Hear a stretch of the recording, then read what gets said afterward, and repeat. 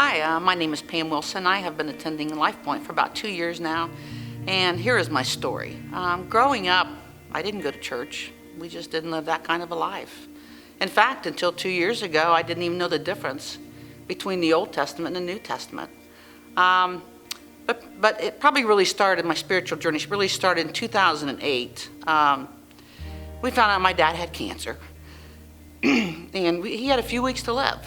And it was at that time that I met this couple, Claire and Laura Parsons.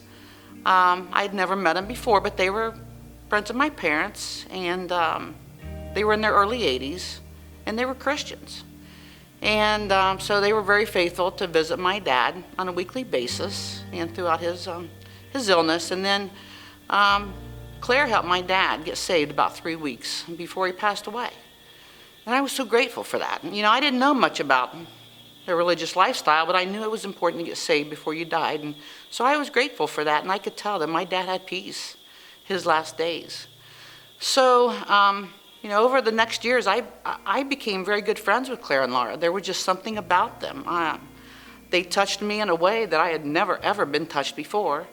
And we became very good friends over the next several years.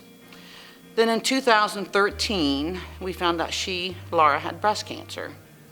And it was about 14 months later, she passed away.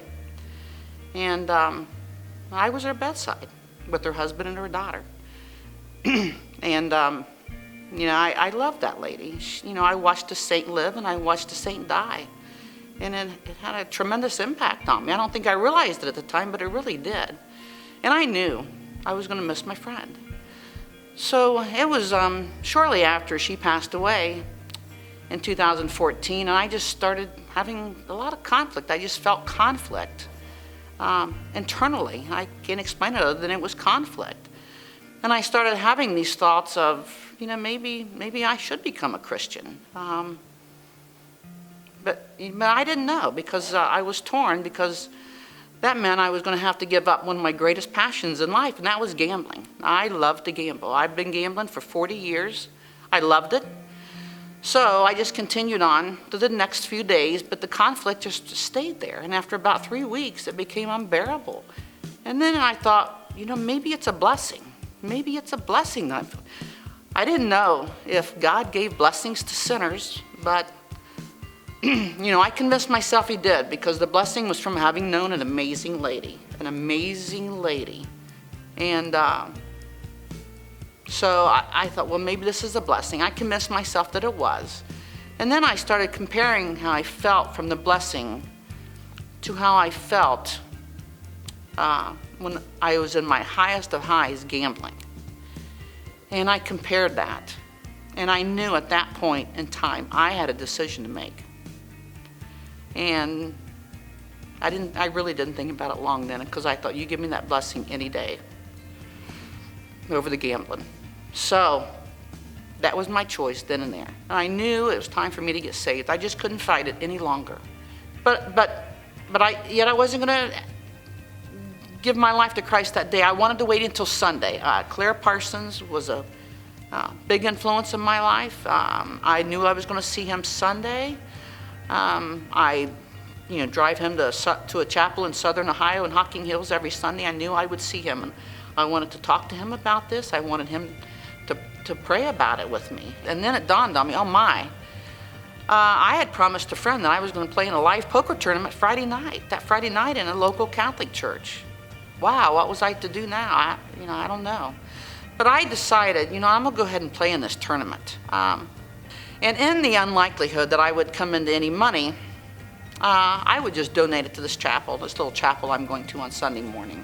Anyway, I played in the tournament that night, and one thing led to another, and lo and behold, I came in second place. I couldn't believe it. I won $1,000 that night. That's the most I had ever won in a live tournament. And but I had no desire to keep that money. I felt like it was dirty money, it was blood money, it was something, it was money that I didn't want any part of. And so I just couldn't get rid of it quick enough. So what I did that night is I donated 100 of it to the Catholic Church, and that left me with 900. And I literally took that $900 when I got home, and I put it in an envelope, and I sealed it. And then on Sunday morning, then when I picked Claire up, I took it to the church and I deposited no temptations whatsoever to keep that money. I just didn't want it. And so then on Sunday morning, as I picked Claire up, well, another thing that I did too, prior to picking Claire up, is another habit I had was smoking. And I had been smoking for 40 years. It was a long habit I'd had. And I wasn't sure if smoking truly was a sin itself, but it was number one in my life. And I knew enough that if I was going to become a Christian, God had to be first in these cigarettes. So these cigarettes had to go. And I had tried numerous times over the years to quit, with no success.